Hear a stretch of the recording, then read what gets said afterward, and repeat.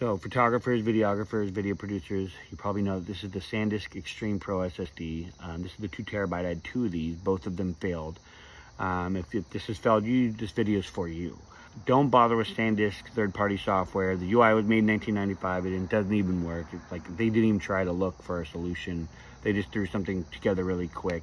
The firmware update might actually solve the write speed issue, which is why I think causing these to fail. Whatever with the materials or the manufacturing process, whatever happened there, the quality of it went down to where it's not retaining the cell data. Maybe they tried to push the envelope on write speeds, which is great. These are fun to edit on because you get such instant playback on heavy files like Red Camera or Blackmagic RAWs or anything like that. It's got a heavy codec with large file size.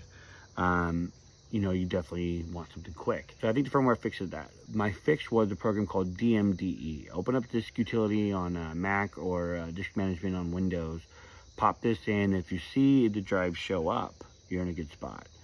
Run the scan with DMDE. Test a file. And if it's video footage, that's why I'm making this, for anyone who's dealing with video footage. Run the footage. See if it plays back. If it does, you're in a good spot. It's not corrupt. Go ahead and buy another drive, or if you have enough space, just recover everything over to another drive, and then you're gold. The only thing that I didn't recover was the Premiere project file that I was working on when it crashed on me, and then the drone shot that I was actually tweaking when it crashed. So something about write speed or reading, whatever it's reading when it fails, those are probably going to get corrupt. But for anyone who is holding out hope, I would run this test. I'm not saying that you're going to get everything back or that it's not going to be actually corrupt, like the file's just going to not play back. But this is at least something worth trying because I needed it. I had 5 gigs on here. If I used some other software, it would have given me weird file types to recover. Like it would have all been file 001.mov versus the Blackmagic RAW or the Red Camera.